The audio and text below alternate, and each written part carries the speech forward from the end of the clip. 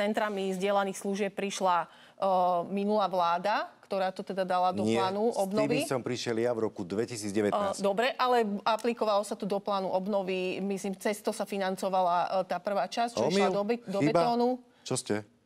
A teraz z programu Slovensko Čo ste, idú pani poslankyňa, vy to neviete? Veď centra zdieľaných služieb išli do plánu obnovy. No, veď to hovorím. A nikto sa neprihlásil do výzvy? No, ja viem. Lebo bola nastavená s prepáčením debilne. No. A to je ten dôkaz. Pani poslankyňa, reči nie sú to, ak poviem, že viac ako 70 miliónov išlo 2 mesiace do územia na kamerové systémy potom, ako sme prišli. To je fakt. Veď to sú eurofond, na to ich máme čerpať, takže... Moment. 3 roky predtým bola 0. 2 mesiace sme boli vo vláde, 70... Ja by som vám vedela povedať XY prípadov, do čoho ste vy neinvestovali eurofondy. Pani poslankyňa, vy ste povedali, že to sú reči. Tak hovorím, že to nie sú reči.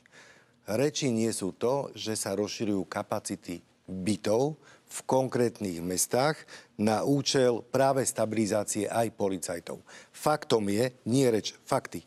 Tento rok historicky prvýkrát najviac ľudí prichádza do zboru a najmenej odchádza. To je fakt. Faktom je objektívna zodpovednosť, faktom je novela zákona o obecnej polícii. To sú všetko fakty, to nie sú reči. Takže my sa potom poďme konfrontovať v tom, že čo sa reálne robí, čo sa avizovalo v programovom vyhlásení a čo teraz prichádza buď do praxe, alebo už v praxi je.